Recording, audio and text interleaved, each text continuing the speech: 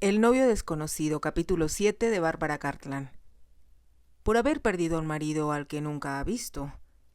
Vesta quiso responderle, pero comprendió que él trataba de hacerla sentir incómoda, con toda intención. Creo, señor conde, le dijo, que, una vez más, se está usted inmiscuyendo en asuntos que no le conciernen. Trató de hablar con gran dignidad, pero no era fácil, dadas las circunstancias. Se encontraban sentados uno al lado del otro, en medio del bosque, compartiendo pedazos de pollo, y el cabello de ella, sacudido por la brisa, le caía desordenadamente alrededor de la cara. «Es usted muy severa, señora», repuso él con cierta sorna. «Estoy tratando de comportarme correctamente, y usted no me facilita las cosas. Entonces debo pedirle disculpas con toda sinceridad». Ella creyó advertir que esta vez hablaba en serio y, volviendo el rostro para evitar mirarlo de frente, le dijo: «A mi pesar, me siento un poco solitaria y ligeramente nostálgica. Cuando el barco partió, se fue con él el último eslabón que me unía con Inglaterra, y estoy tratando, con toda mi alma, de hacer que Katona me guste, puesto que, en el futuro, será mi hogar». Trataba de hablar sin emoción, pero había un leve temblor en su voz. Después de un momento el conde dijo, en un tono que no había empleado hasta entonces: «Debe perdonarme si mi actitud ha hecho que las cosas le resulten más difíciles de lo que debieran». Vesta jamás era rencorosa con ninguna persona, si ésta le ofrecía disculpas por su proceder. Dirigió al conde una pequeña sonrisa tímida y, poniéndose de pie, le respondió: «Voy a tratar de encontrar más fresas. Estoy segura de que debe haber algunas más en esa parte llena de sol». Se alejó de él, y el conde la siguió con la mirada, mientras ella salía de los árboles hacia la zona bañada por el sol, donde había tantas flores. Estaba en lo cierto. Acunadas entre sus verdes hojas, había una considerable cantidad de las pequeñas frutas. Cortó un puñado y, cuando ya no pudo sostener más, volvió sobre sus pasos para llevárselas al conde. Se había alejado un poco de los árboles y se encontraba en una pequeña meseta cubierta de flores que descendía bruscamente hacia la arboleda de abajo. Cuando empezaba a caminar de regreso hacia el bosque, escuchó un extraño siseo en la hierba y descubrió, frente a ella, una larga serpiente negra. Se quedó inmóvil de la impresión. Comprendió que no podía retroceder y que tampoco podía pasar frente al reptil sin que éste la atacara. Involuntariamente lanzó un grito y el conde, al instante, se puso de pie. «¿Qué ha pasado?», exclamó él. La serpiente seguía siseando en forma agresiva, y entonces Vesta comprendió que si seguía gritando, la provocaría aún más. Vagamente, desde el fondo de su mente, recordó que había oído decir que, frente a una serpiente, lo mejor era permanecer completamente inmóvil. Por lo tanto, permaneció rígida, sosteniendo las fresas en la mano, con los ojos fijos en el reptil. La serpiente parecía advertir su presencia, pues levantaba la cabeza y la lengua bifurcada entraba y salía de su boca, mientras los ojos amarillentos la miraban amenazadores. Vesta podía ver cómo movía las escamas del lomo, y tuvo la impresión de que, en cualquier momento, se lanzaría hacia ella y le mordería el tobillo. El conde había llegado a la orilla del bosque. De inmediato, comprendió por qué Vesta guardaba silencio y estaba tan quieta. Con asombrosa rapidez, corrió hacia su caballo y sacó algo de la alforja. Se dirigió a toda prisa hacia donde estaba ella. «Quédese como está, no se mueva», le ordenó. Al escuchar su voz, la serpiente volvió la cabeza hacia él, y entonces se escuchó el atronador sonido de un disparo de pistola, y el reptil cayó muerto a sus pies. El eco de las montañas repitió el ruido del balazo, que parecía cruzar el valle entero. Vesta vio la cabeza de la serpiente destrozada, pero la cola continuaba golpeando el aire. El conde de un salto tomó a Vesta en brazos y volvió a saltar con ella sobre el reptil, que continuaba moviéndose. La depositó en el suelo y miró su rostro pálido. «¿Está usted bien?», preguntó. «¿No la tocó?». «No, estoy bien», contestó, y se volvió para alejarse un poco de él. No debo mostrar ninguna emoción, se dijo con severidad. Debo conservar la calma. Él me considerará maleducada si demuestro temor a la serpiente. El sonido del disparo seguía retumbando en sus oídos y, cuando llegó a su caballo, se aferró a la silla en busca de apoyo. El conde volvió a su lado.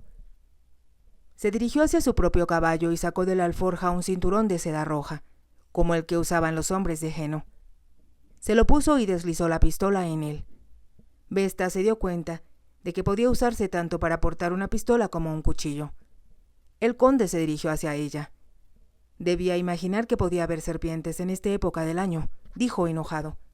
Fue un descuido criminal de mi parte. En primer lugar, dejar que caminara libremente, sin advertírselo, y después, no tener la pistola al alcance de la mano. No volverá a suceder. ¿Era venenosa esa serpiente?, preguntó Vesta, tratando de parecer calmada. La verdad sea dicha, sí, contestó el conde. Hay muchas serpientes en Katona, aunque algunas son inofensivas, pero una mordida de una de las serpientes negras puede ser fatal. El conde tomó entonces a Vesta en sus brazos y la subió a la silla de montar. Será mejor que nos dirijamos a toda prisa hacia la civilización, dijo. Creo que ambos hemos disfrutado lo suficiente de la vida rústica, como para que nos dure el resto de nuestra vida. Montó y empezó a cabalgar con paso más rápido.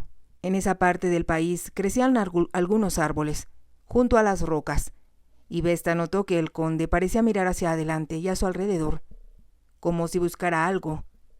Cuando el camino se hizo un poco más ancho, ella cabalgó hasta situarse a su lado. «¿Qué está buscando?», le preguntó. «Nada en particular. Solo se trataba de estar alerta, pues no es conveniente atraer la atención en esta región. Tiene una reputación muy poco recomendable, y un disparo de pistola puede escucharse a muchos kilómetros a la redonda». «¿Qué quiere decir con lo de la mala reputación?». Vesta acababa de pronunciar estas palabras, cuando vio a varios hombres que, saliendo de los árboles, descendían hacia ellos. El conde hizo ademán de tomar la pistola, pero al ver que se trataba de alrededor de una docena de hombres, comprendió que su superioridad numérica hacía inútil cualquier intento de defensa. Los hombres se acercaron más a ellos. Vesta observó que iban vestidos con las túnicas de algodón blanco, del traje nativo y chalecos de piel de borrego y de otros animales. Llevaban la cabeza descubierta y la mayoría tenía el cabello grasiento y alborotado y largos bigotes o barbas. Todos portaban gruesos palos en las manos y un cuchillo que pendía de un cinturón semejante al del conde. «¿Qué desean?», preguntó el conde. El hombre que contestó lo hizo en un dialecto extraño, y Vesta se preguntó qué diría. El conde protestó en forma acalorada. «Somos viajeros que no hacemos daño a nadie. Todo lo que pedimos es que nos dejen seguir nuestro camino en paz». De nuevo el hombre habló con brusquedad. Era un individuo de aspecto desagradable, visco, y con una profunda cicatriz que atravesaba verticalmente un lado de su rostro hasta la boca, y que le daba una apariencia grotesca. Uno de los hombres sujetó las riendas del caballo de Vesta, y otro hizo lo mismo con la montura del conde. «¿Qué está sucediendo?», preguntó Vesta, asustada. «Insisten en llevarnos ante su jefe», contestó el conde en inglés. «¿Su jefe?». «Son bandoleros», repuso él, con expresión sombría. «Me temo que no podemos hacer otra cosa que obedecerlos». Dos hombres se acercaron con grandes pañuelos sucios, que habían sacado de sus cinturones. Uno de ellos avanzó hacia Vesta. Ella se encogió ante la sola idea de que aquel hombre pudiera tocarla. Pero entonces el conde habló con energía y levantó las manos para quitarse la corbata del cuello. «¿Quieren vendarnos los ojos?», explicó el conde. «Pero les he dicho que usted es mi esposa y que nadie puede tocarla más que yo. Por lo tanto, la vendaré yo mismo». Se inclinó hacia ella, sin desmontar, y le puso la corbata alrededor de los ojos, atándola en la parte posterior de su cabeza. «No tenga miedo», dijo él con suavidad, pero ella comprendió que solo trataba de consolarla, y que la posición en que se encontraban era no solo desagradable, sino francamente peligrosa. Se imaginó que al conde le estaban vendando también los ojos, y que su caballo emprendía la marcha, por lo que no le quedó más remedio que aferrarse a la silla y preguntarse ¿Qué iría a pasar? Los hombres avanzaban, cambiando apenas breves palabras entre ellos.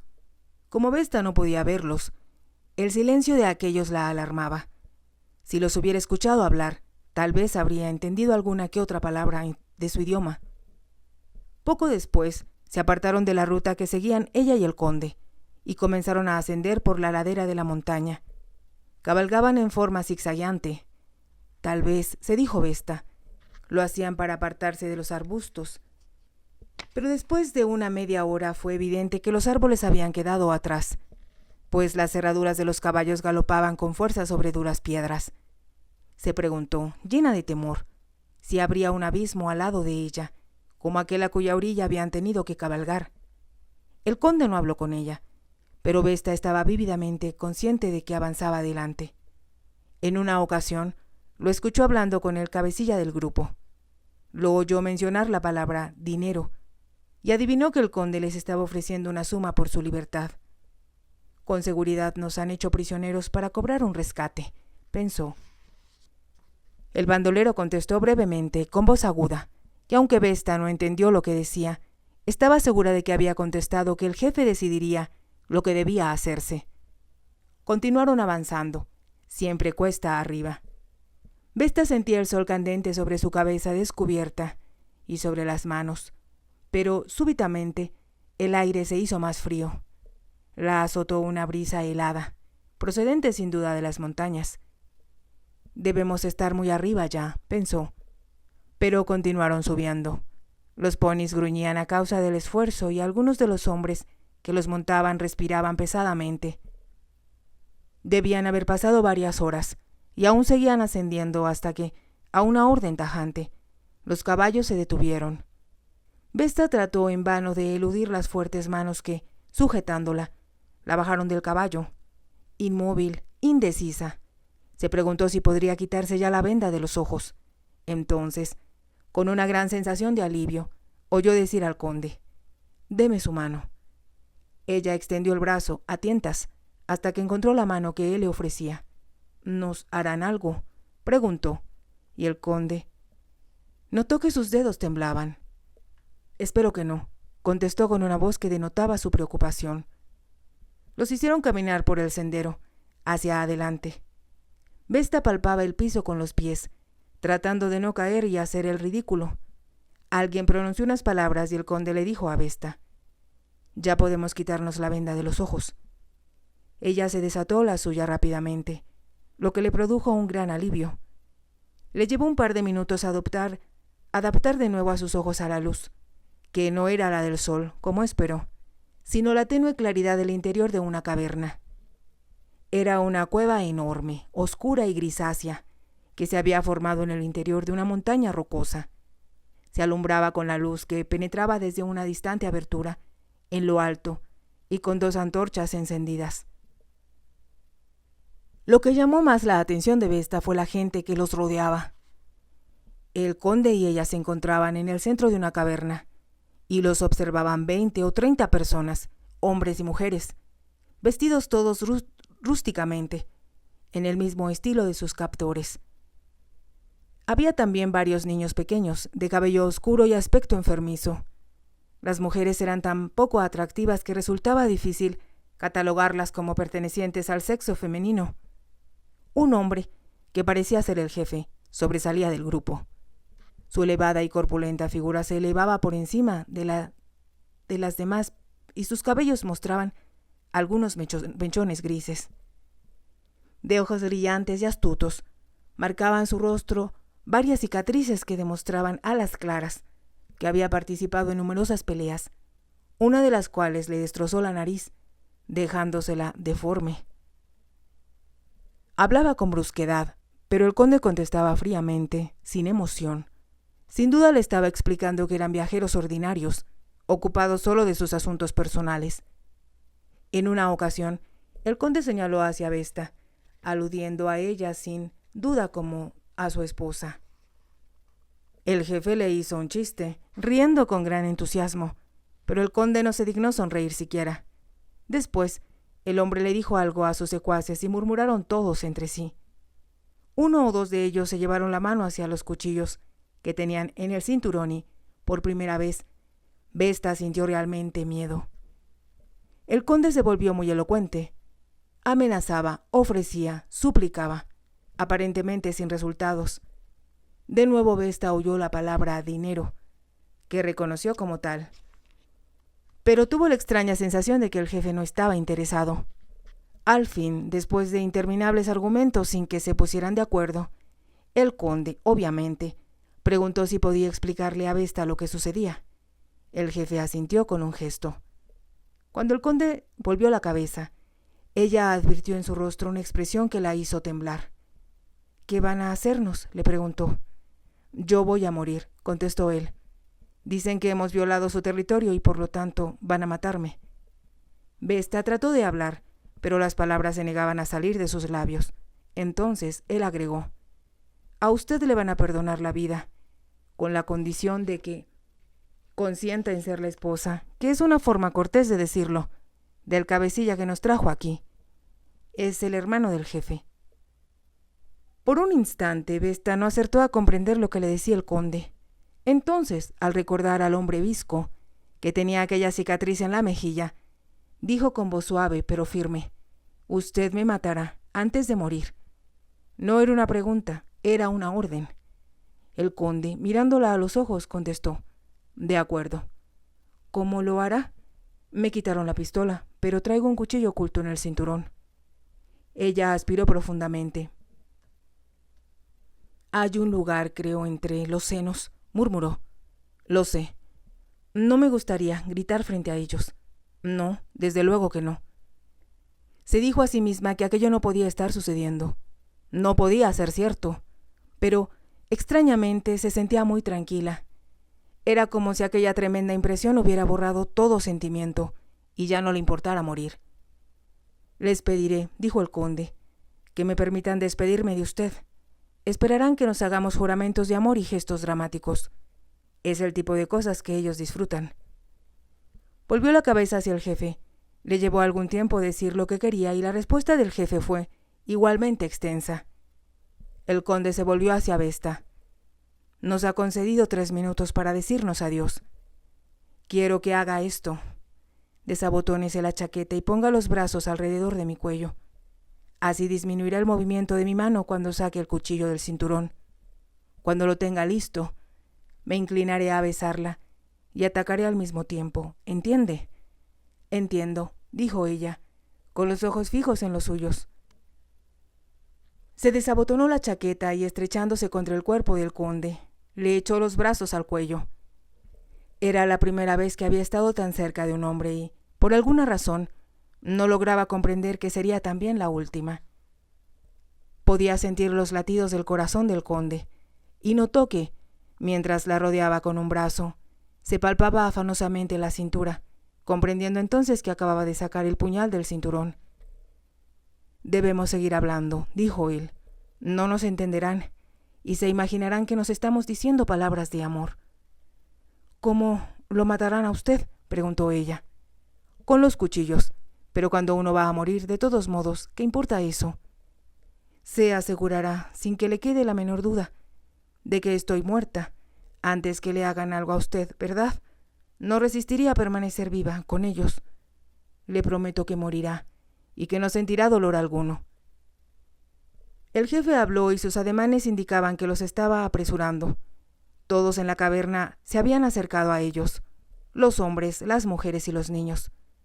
Todos los miraban atentos, y se produjo un silencio lleno de tensión, como si saborearan el drama que se estaba desarrollando. «¿Está usted lista?», preguntó el conde. «Estoy lista», contestó Vesta. «Entonces, ponga sus labios en los míos», le dijo el conde, y ella sintió que él se llevaba la mano hacia su propio pecho. El torso del conde estaba casi a la misma altura que los senos de ella, y Vesta comprendió que, en un segundo más, el cuchillo penetraría en su piel en el punto exacto donde, si él procedía con pericia, le aseguraría una muerte instantánea. Aspiró con fuerza, con todo su ser. Imploró al cielo el valor suficiente para no gritar. «Ayúdame, Dios mío». Sus brazos se apretaron con fuerza en torno al cuello del conde. Entonces, un grito repentino rasgó el silencio de la caverna. Fue tan violento y tan agudo que casi instintivamente, tanto Vesta como el conde volvieron la cabeza.